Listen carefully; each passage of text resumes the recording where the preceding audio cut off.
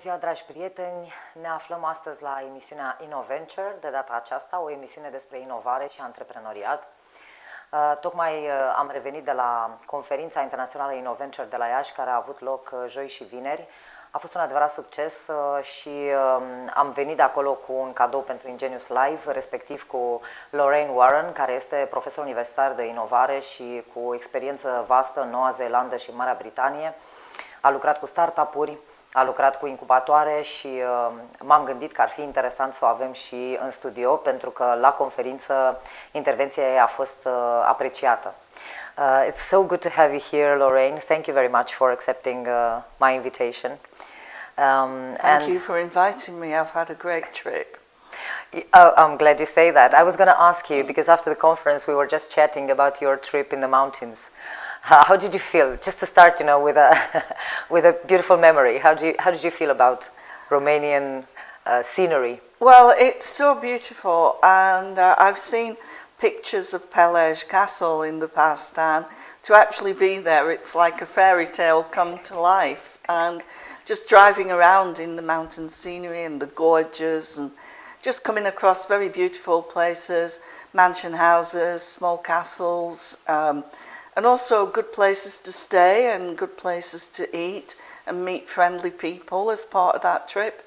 It's just been very, very rich and inspiring. So I shall certainly be here again on holiday, I think. Oh, this is good news. I'm glad. Yeah. I'm glad you made this decision. So what do you feel about the whole conference in Iași? I really enjoyed the conference, and it was exciting to be part of something like that. I've been working in this space for over 20 years now, and it's great to see that you're doing all the right things. You're getting all the right people in the room at the same time.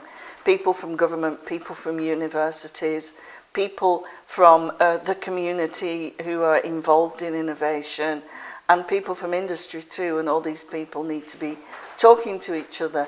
And there was a lot of talking going on, not just in the presentations that people gave, that were very interesting, but also in the coffee rooms and at lunch and in the dinner sessions and so on. And that's often where the real partnerships come out for the future. Yes, I was really glad myself to see that people got the energy from the conference and actually took it further in their own discussions and started to build partnerships. Yes. Because the whole point of the conference was, we put the whole conference under the concept of the quadruple helix of innovation. Yes, yes. And you delivered a great explanation for this whole metaphor. So if you don't mind, can we do that again so that everybody can hear it? Of course, yes. I think there was a feeling about 20 or 30 years ago. There was an association of entrepreneurship with this kind of individuality, with lone heroes having ideas on their own, and they somehow go out and push against all these barriers and somehow make things come true. And a lot of that has come out of the sort of heroes of Silicon Valley, if you like, people like Steve Jobs and Bill Gates and things like that. And these people have become part of everyday folklore, if you like, around entrepreneurship. But that doesn't match the reality of what goes on for the overwhelming majority of innovation and entrepreneurship. They are, in fact, outliers. They're quite unusual. And whilst it's always going to be good to have those people, you need more than that if you're going to have an innovative community or indeed a region or a country. So people started to look at what was needed in these systems, and people started to recognize the fact that innovation and entrepreneurship took place as a system, within a system with a lot of interconnectedness. And there were many aspects to it, and people like Daniel Eisenberg at Babson University in the US, for example, 20 years ago put this idea together of the entrepreneurial ecosystem, and they have this big diagram of all these like different elements to it. And you can imagine that it's like government policy and finance structures and legislation and education and people and marketing and all these things. And they look to they look to produce, in the first instances, like a map of what is needed for innovation to take place and all the different attributes within that.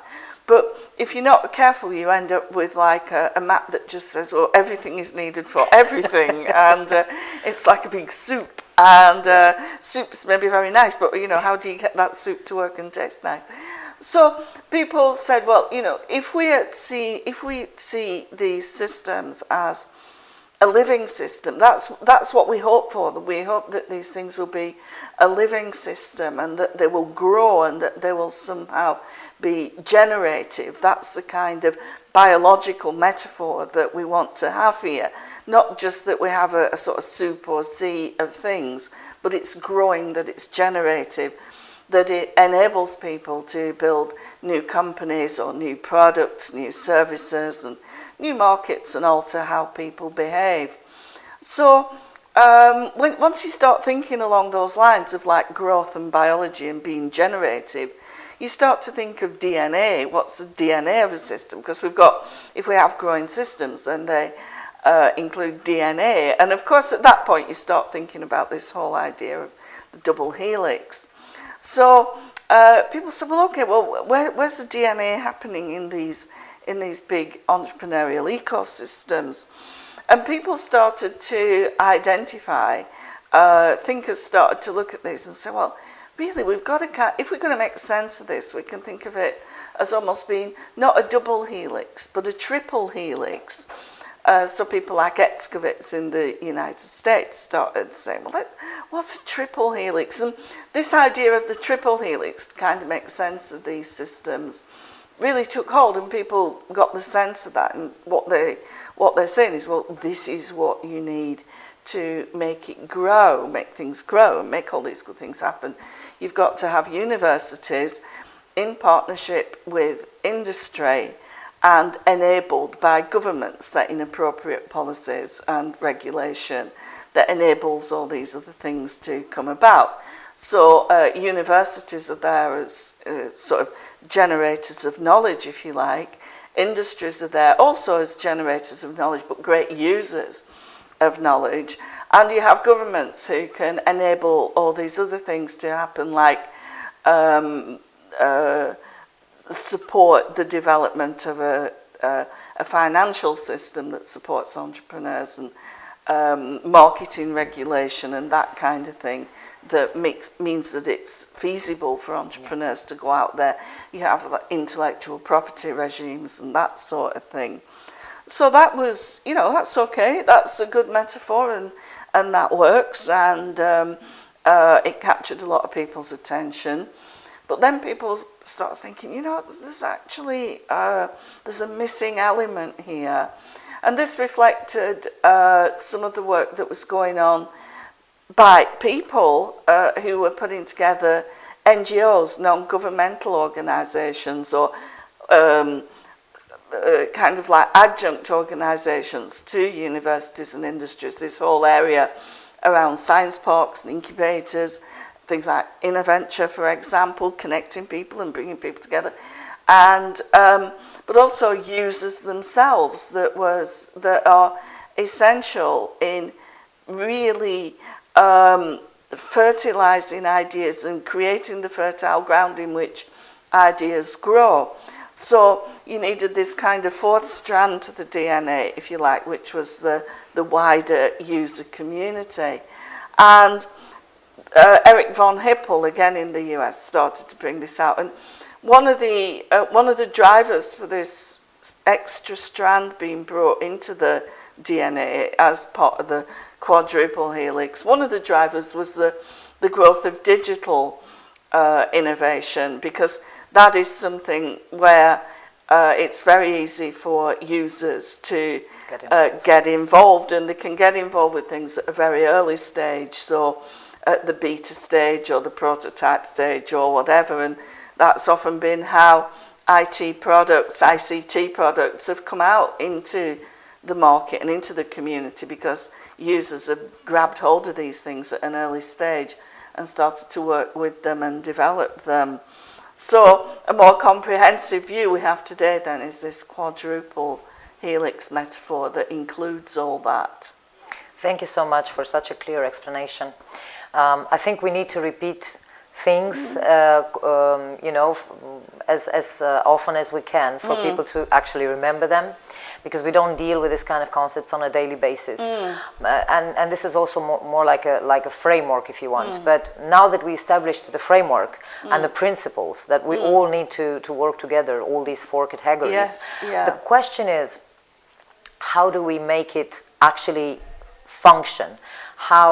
What mechanisms can we use to have the quadruple helix actually happening, and to have the community work together with the industry, with the government, and with the universities? How would you see the role of each of these? Who would be the leader?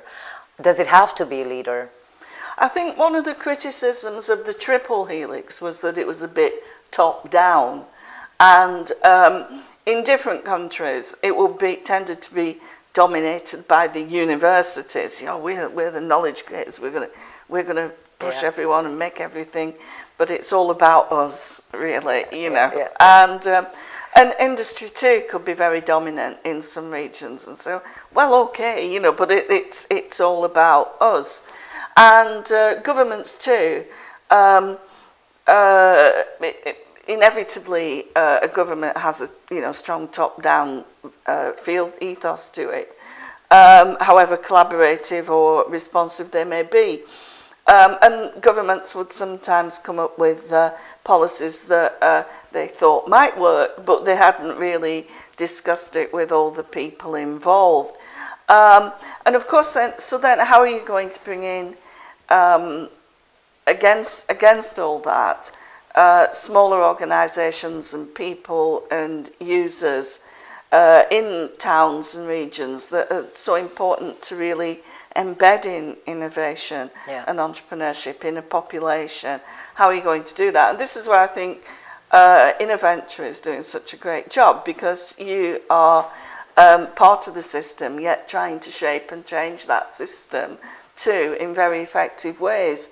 And you do have to get all 4 branches of the helix, strands of the helix, if you like, of people in the same room. And the purpose of doing that is you have to, over time, get trust-based communities going. So communities of practice, communities of people working in, say, digital media or some other area, where you start to talk to each other and recognise the needs of a particular community based around what firms are emerging at a given time, recognise those energies and take it forward. And it takes time to do that, because inevitably there are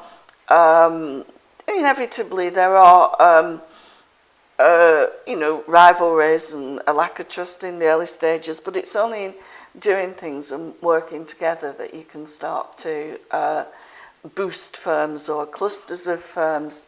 Now, it is the case, I think it's the case, and I said this in the presentation too, that you have to generate knowledge about how it's all working at different levels of the ecosystem. So I divided this into the macro, meso, and micro levels, where macro is like at the governmental level, meso is organisations, and micro is people or small firms. And you can say, well, how is it working for all of them? Because the government clearly can put in resource, and it's resource that they could put in many other places too. So how is it working for the government? How is the government going to get a return on its investment so that it gets, and how does it measure that? You know, is it just more firms? Is it more growth in certain areas of the economy or whatever? And that's an agenda that has to be recognised and realised. Then if you look at organisations, if you look at universities, for example, well, what's in it for them? How does it work for them? How do they channel resource into these kind of activities, sure, their core business is teaching and research. Now, what are the rewards for universities? How do they, if they're channeling resource into other areas, how do they capitalise on this? And certainly in the UK, higher education now is seen as having not two missions, teaching and research, but this third mission of engagement or impact. And it's measured, and it's just as important as the teaching and research. People, of course, argue about these things, but that's the kind of idea. But the universities have to see reward and recompense for what they do, and have people, therefore, encourage people to work in it. And then when it comes to the micro level, what are the desires and agendas there? We can see that an individual entrepreneur wants to create something, develop something, get some kind of financial reward. But how do you include the people in industry or in universities? And if you look at people in universities, what are their career rewards for? Is it just for research? Is it just for teaching? Or can they be rewarded for perhaps working outside the organisation in new structures like incubators and science parks, for example?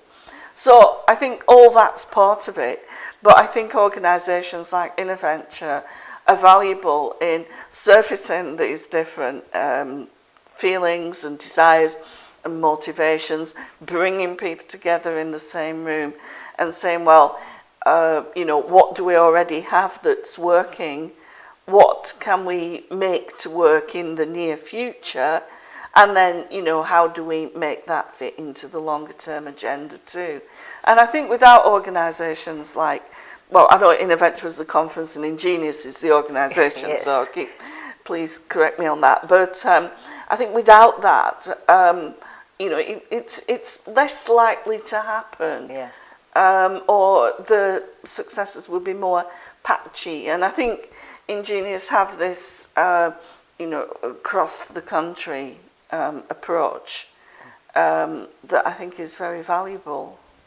Thank you for saying this. The way we see it is exactly like this, and from everything you said, by describing everybody's agenda and how they need to get their agenda solved in order to stay part of the ecosystem and to stay involved, sounds to me like sort of management by stakeholders engagement, by making sure that you engage all the stakeholders and that you understand their stakes and what they're after, and try to somehow work out a way where everybody gets their problem solved while contributing to solving other people's problem or other organizations' problem. Absolutely, yes. And I think it's like sometimes you get people who are a bit resistant to this, and it's like, we're not cutting up a cake that's, you get, am I getting a bigger or smaller piece of this cake? We're saying, let's make a bigger cake that we can all have a bigger piece of, everyone. Yes, but you're absolutely right. People resist to even to the analysis of the other party's interests. So we're usually so focused on our own agenda that we totally forget. We actually forget to put our agenda on the table and to consider the other party's agenda as well. And perhaps in Romania we're a bit still shy when it comes to talking about interests and putting the interests out in the open so that we can work together for everybody's interests. So we're still shy and we still pretend that, we're just, we're doing it for, idealistic objectives rather than for very clear, or even if everybody knows that everybody's doing it for a clear objective or for their own mission, nobody talks about it, There's still a resistance to talking about it. I can imagine that, and I think it's very important to, what is the overarching vision?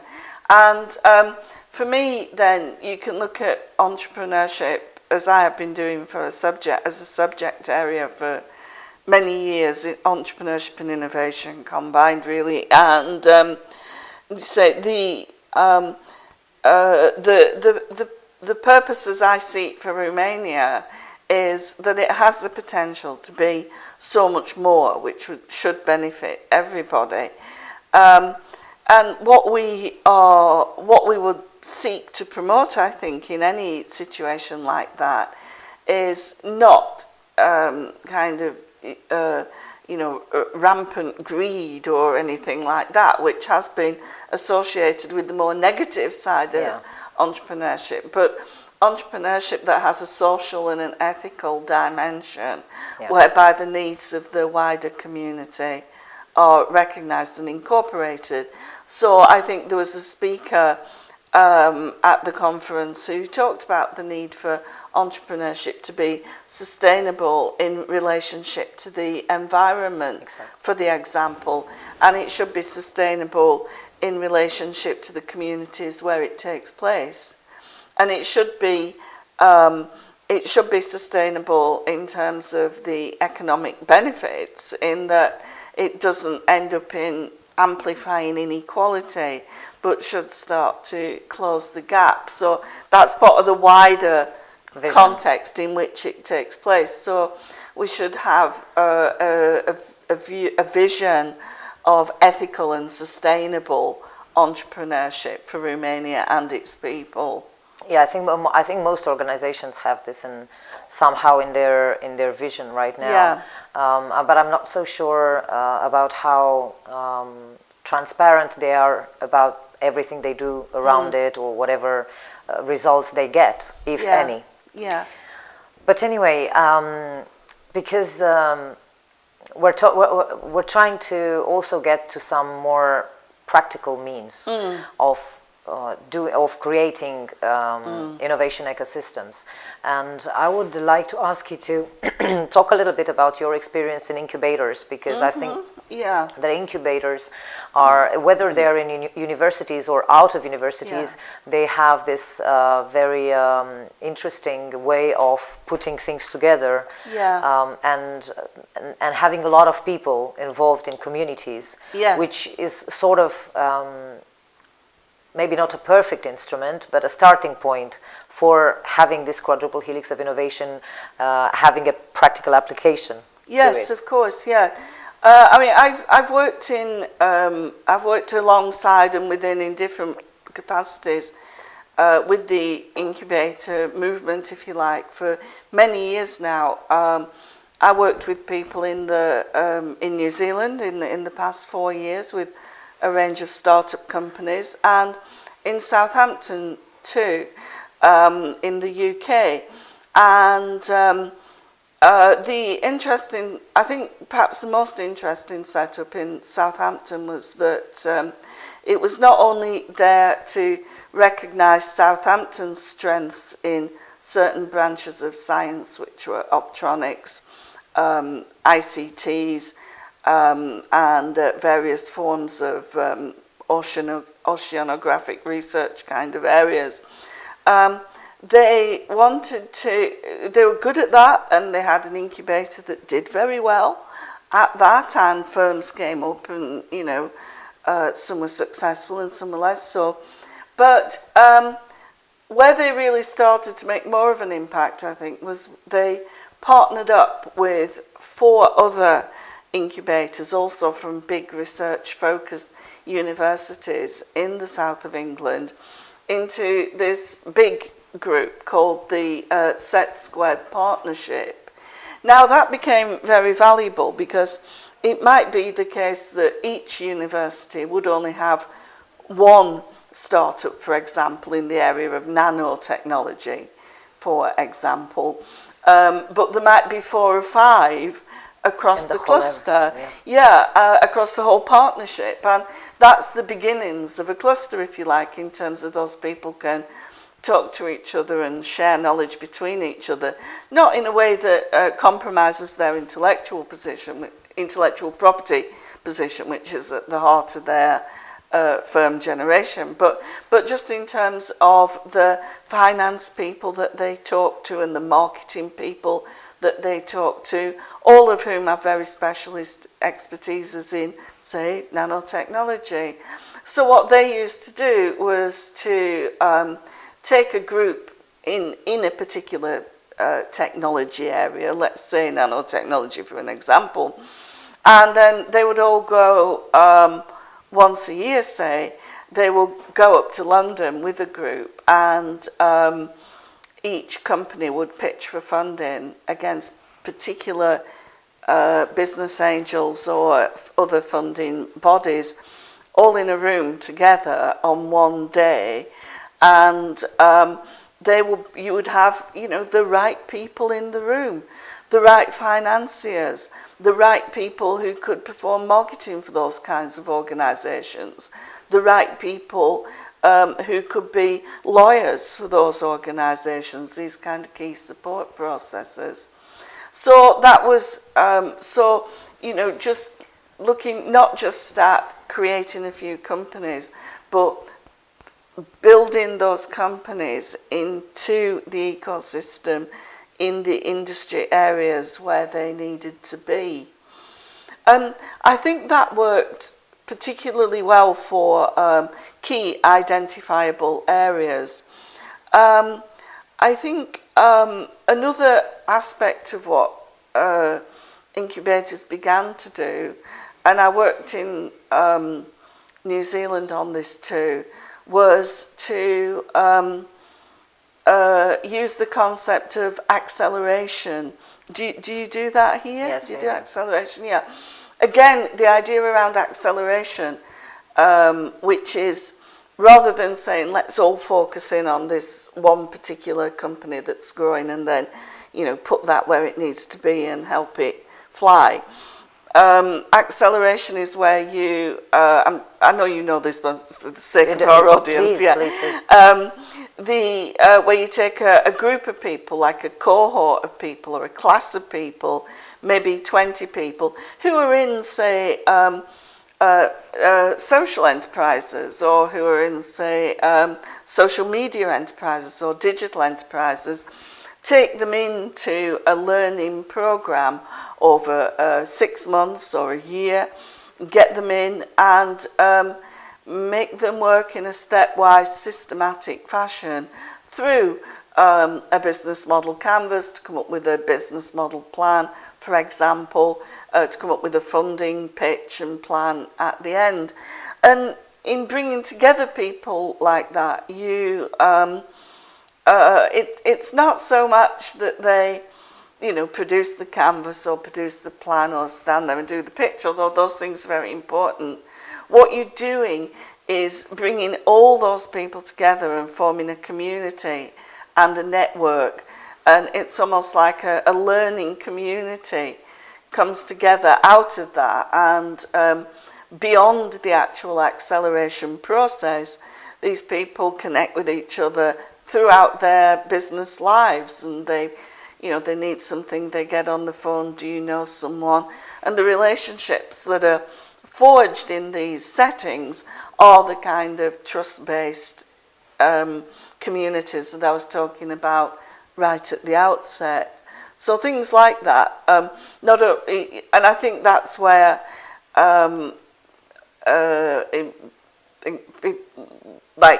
Ingenius Hub can be very helpful in saying, well, okay, we have the conference, we bring people together, then where do you go next? What are we going to do?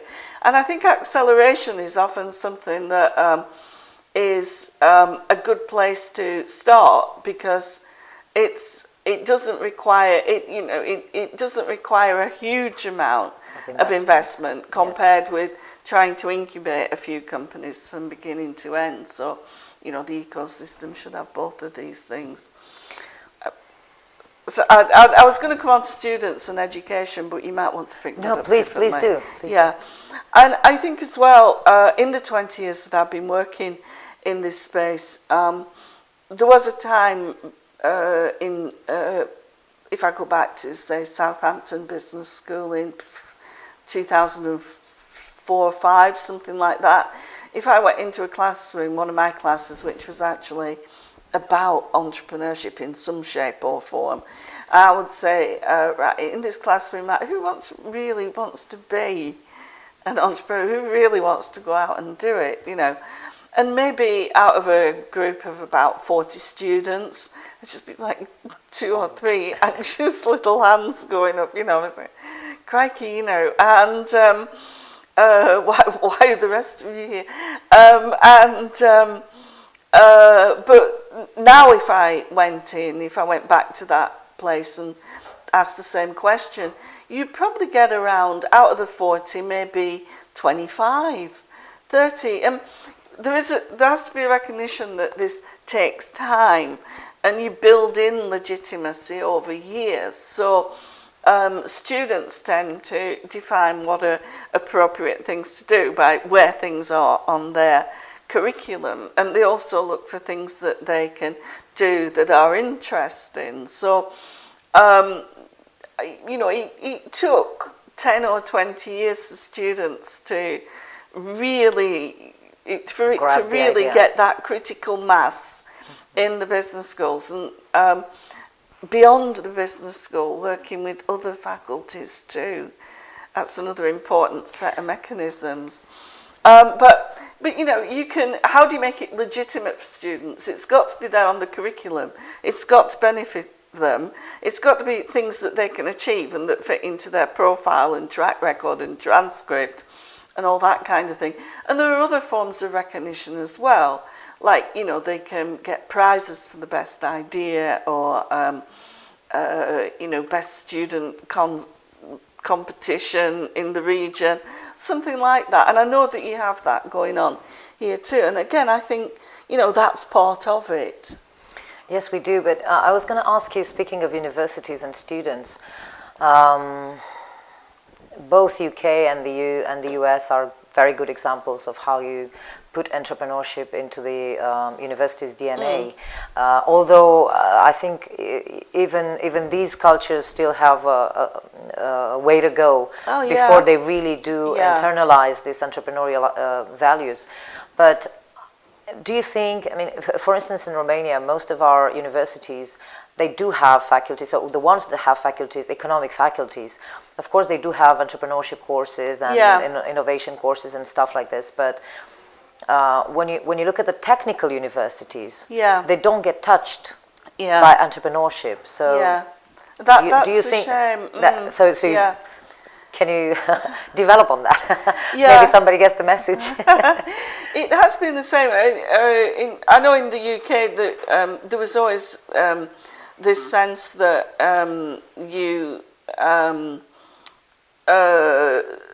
the curriculum for engineers, for example, was influenced to a great degree by the professional associations, who said what's current in engineering, what do students need to know, and they had a big influence on the curriculum.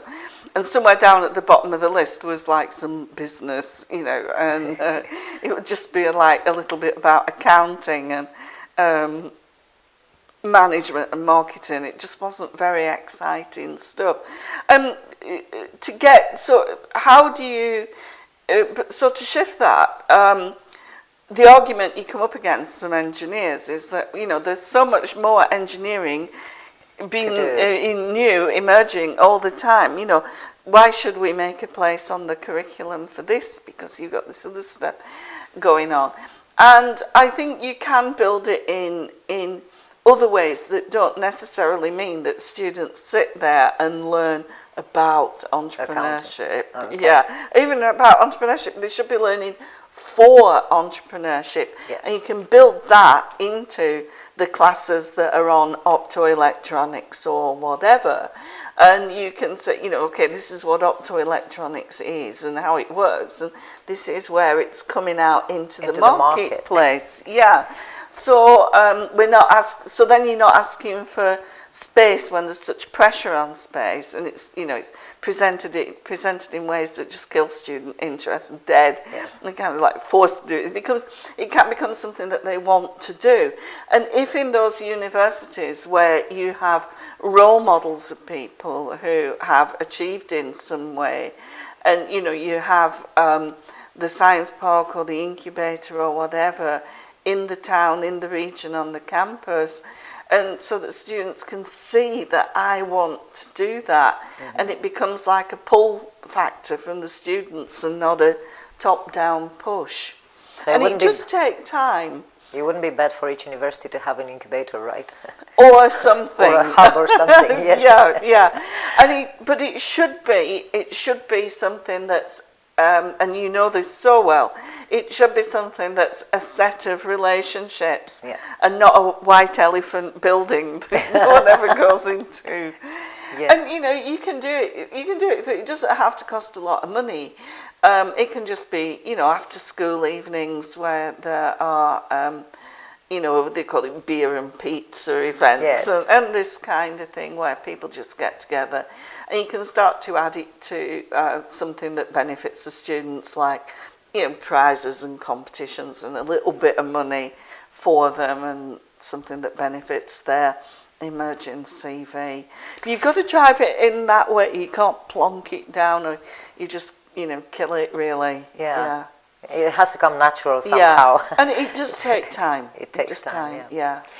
But now, if we went from a huge metaphor of the quadruple helix of innovation, and we tried to take it down to smaller and smaller and smaller and more practical reality. So now I would like to go even further and ask you, in the life of a company, how do you integrate innovation? How do you become innovative? Let's take an older company first. Yeah. So if you're an older company, not necessarily a corporation, because that's a difficult discussion. It's just a big old company, let's say 200 employees, for an example, and you do production.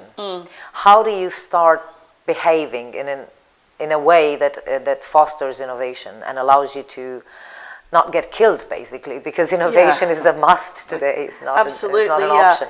This is a very interesting question that I think is starting to be addressed now from almost earlier than the point that you're talking about, where we do have the knowledge now to enable startups and make startups work, and we can get them growing and so on. But then, how do you get them to being mature, innovative firms? That's the question. Because the growth cycle from a startup to a firm that employs about 200 people can be quite bumpy, and it can be quite turbulent. And you've got this, you've got often the founders of the firm who are often very vibrant entrepreneurial people who have the energy to set things up. And then you have to build the firm. So building the firm is not the same as building products and services. And the people who are excited by building products and services and novelty and entrepreneurship are not necessarily the people who enjoy building the human resource management system or the payroll system or all the other systems that go alongside this kind of core. So one of the challenges that firms face on this growing to 200 is, how do the founder team fit in? Because sometimes the founder team or the entrepreneurial leader doesn't want to do all that stuff, and that can prevent your firm actually getting to 200 in the first place. And I think that's something that needs to be considered as your startup population grows. And it might be the case that the entrepreneur should leave and do something else, start another firm or whatever, because they sometimes they're great and they just want to do it, but other times it can be a little bit disruptive. Mm-hmm. So, the question, how do you kind of enable the entrepreneur's exit so that they have a decent way forward in their career and financially and so on?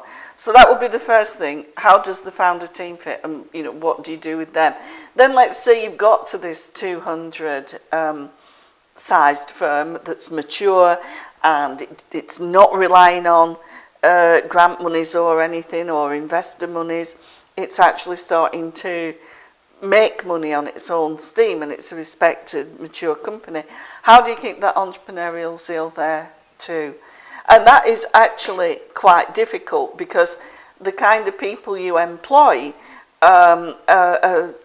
in the mature firm are not the kind of people that you would employ right in the startup and the growing phase.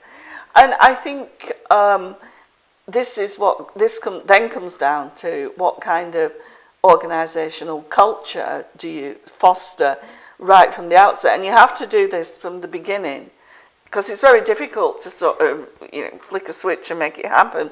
Or if you've got your mature firm and it's not entrepreneurial at all, then you're going to have to, you know, spend a fair bit of time on putting mechanisms in that enable people to do what? What are we expecting them to do? Firstly, that they can work effectively.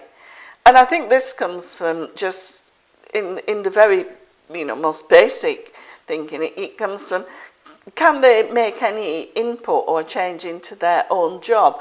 Are their ideas about their own job as it stands valued, recognised, acted upon?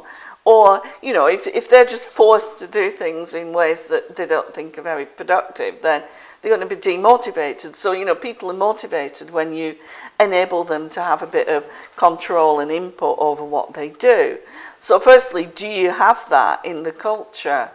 Then secondly, you know, if people are able to make incremental improvements, how do you capture their interest in, how do you capture their potential in terms of more bigger evolutionary developments that they could think up? So new product lines, new processes, new ways of doing things. How do you capture those ideas? Do you listen to people? Do you have forums in which they speak? Some companies, for example, have quite big open innovation programs whereby you can suggest a project. I think it would be a good idea if we made this.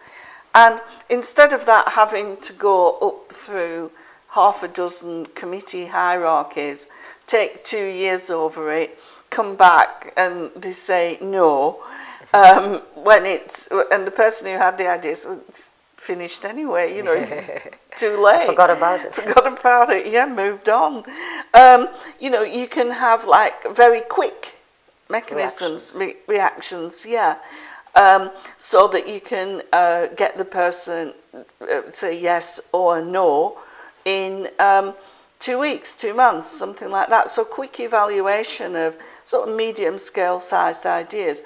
And then if it's no, okay, it's better to be no than just nothing, no response. Because it may not be a good idea. Not all ideas are good. But if it is a good idea, then what happens next for that person? Do they get to have a little trial of it in some way, or a bit of money or a bit of time to develop it further? Now, it might not be, you know, if you've got some production going on, you can't compromise the core production that's making money for the factory. So, but where else do you put those people? Do you have them working in like a little think tank? You know, do you have an area of the firm that's somehow separate, that has its own culture where you can play around with new ideas and then come back with something that's, you know, a bit further on from what we said? Maybe now you've got something through to the scale of a prototype or something like that, and say, well, you know, can we put that in, check that out in the market? You know, do people like it? Do our customers like it? And that's looking, and that's an important element there. So far I've talked about the firm itself, but you can also look elsewhere out for ideas. Firms need to be looking not only in themselves, they've got to have their own entrepreneurial culture, which I've just described as a minimum, but they've also got to be looking outside. Now, the first place you look outside is with the people that you're directly talking to. So you've got to look at your customers, which is in the helix, of course, which is in that fourth strand. And you've got to look at your suppliers, who are also there.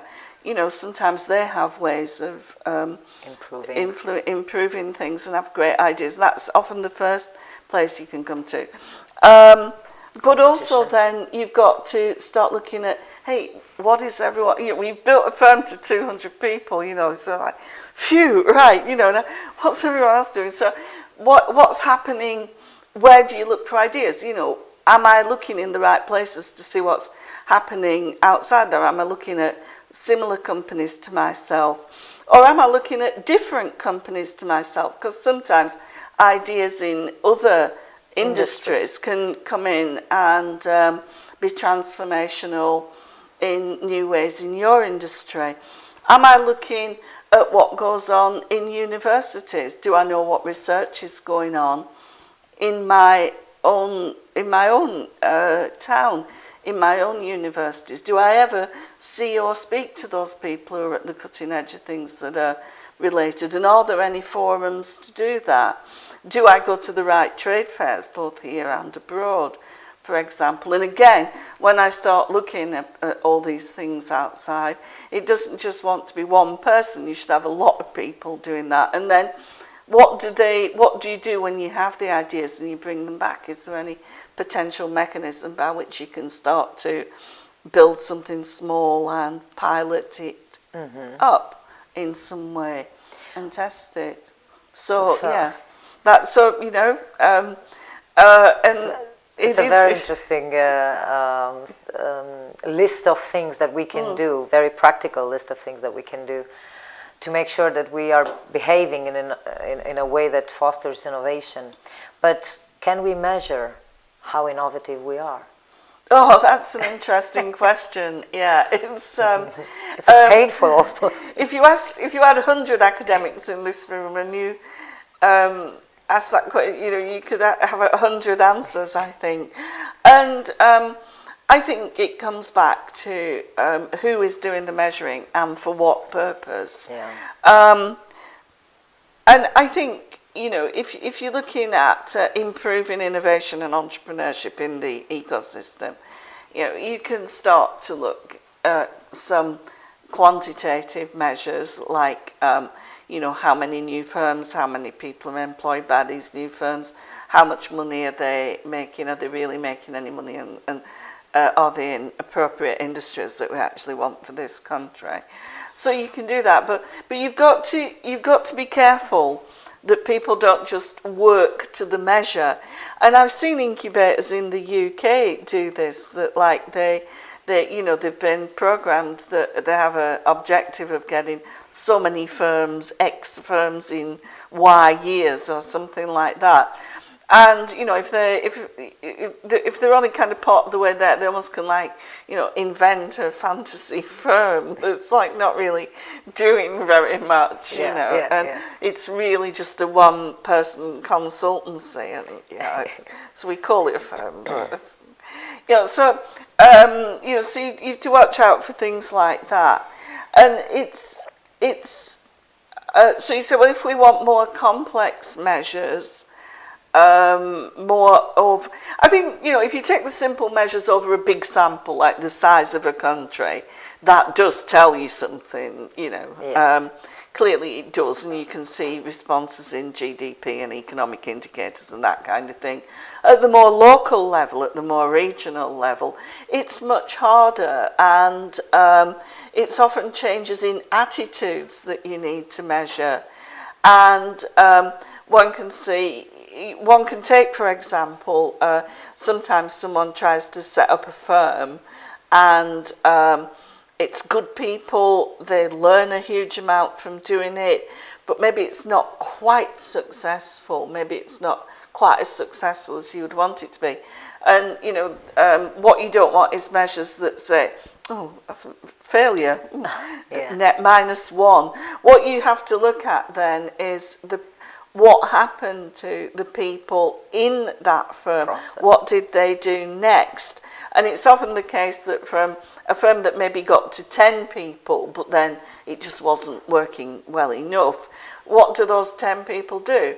If 6 of them go out and start other companies with other people based on the contacts and networks that they've made, then although the primogeniture firm, if you like, failed in itself, it still kind of spawned all these seeds and so on.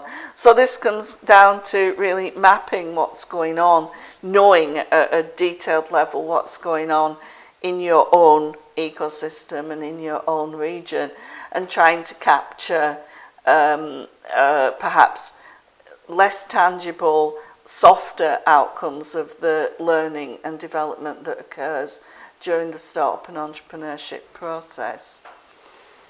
From everything you say, it's clear that it takes a lot of flexibility in the way you think about things and the way you look at them, rather than having some very fixed lists of to-do lists or indicators, lists of indicators to deal with innovation. So it's a very living process. It is a living thing, and I think, you know, of course we'll have to have the obvious indicators, because people expect that if you're in something that's still being funded from outside, and people expect to, you know, see that their money is being used carefully and transparently.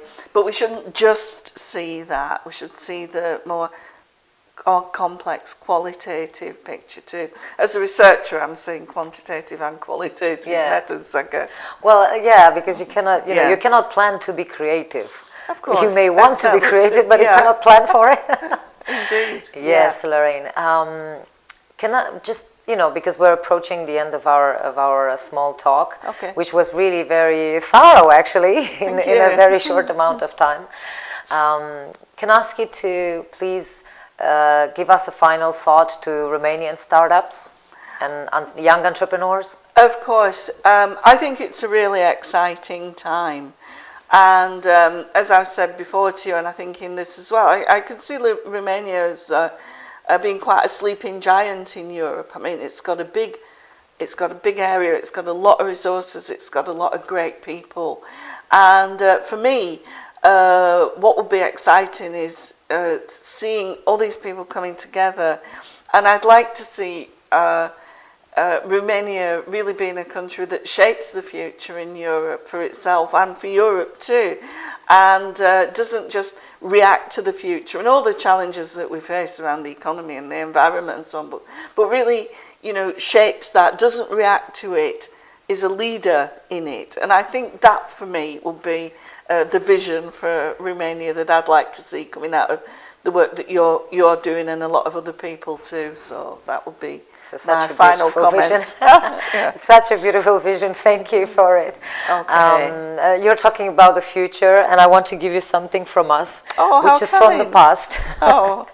A little token of our appreciation. Thank you very much for being with us today and throughout the conference. Okay, this looks lovely. Thank you. And hopefully we will have you next year for the conference as well, I hope. I'd love to come back, yes. Next year it will be in Bucharest. So you'll get to see more of this part of Romania rather than Iași. Well, that will be fun too. Yeah. Thank you very much, Lorraine. Thank you again. Mulțumesc și vouă tuturor că ne-ați urmărit. Puteți lăsa întrebări și după emisiune dacă mai aveți curiozități legate de ceea ce Lorraine poate să facă. Ea nu este pentru prima oară în România, dar sperăm să o avem în continuare, pentru că este un specialist, să spunem, foarte aplicat în lucrul cu antreprenorii și îmi doresc să reușim și pe viitor să o avem alături de noi în incubator sau în Ingenius Hub. Mulțumesc tuturor pentru atenție și ne vedem miercuri la Antreprenoriat pe bune. Să aveți o zi frumoasă!